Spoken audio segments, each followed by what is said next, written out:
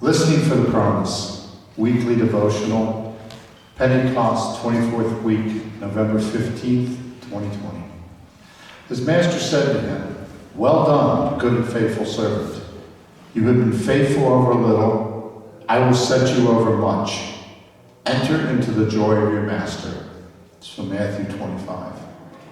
Scholars say that 5 talents is about 75 years worth of wages for those who would have been around to hear Jesus' parable of the talents. Calculate how much today that would be for your household.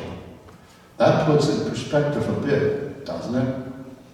The master in this story gave each of his servants an incredible sum of money to manage while he was away. Even the servant who received only 1 talent had a great deal of responsibility. 2 of the servants acted as if these funds were their own, and they invested it so it would grow. The 3rd servant simply buried it in the ground so that nothing would happen to it. He was only thinking of the punishment he would receive if he lost any of it. We can understand his wariness, especially on days when we watch our retirement funds go up and down. But his lack of trust in himself, coupled with his hard heart towards his master, caused him to sit on the funds as if he were a bird sitting on a nest of eggs.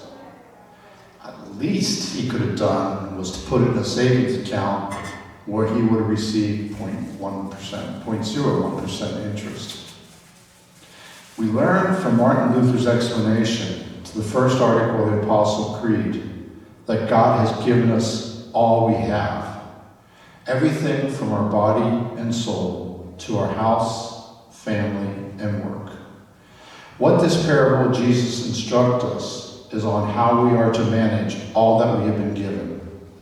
We can hoard and stockpile all that we have been given, or we can invest it in the kingdom work of our Lord. This not only includes our money and time, but also our myriad of gifts and ability God has bestowed on each of us. Why were the first 2 servants willing to invest their master's resources, and the 3rd one wasn't? In a word, it was fear. The first 2 servants trusted their master and wanted to please him. So in obedience to his will, they invested what was entrusted to them and received a greater return. The fearful servant buried what was entrusted to him in the ground. He was unwilling to take a risk in order to please his master. In fact, he held his master in contempt. This story reminds us that loving like Christ loves investing in other people in his name can be a risk. But the rewards are incredible. We will be called good and faithful when we follow Jesus. Used with permission from Soul Publishing.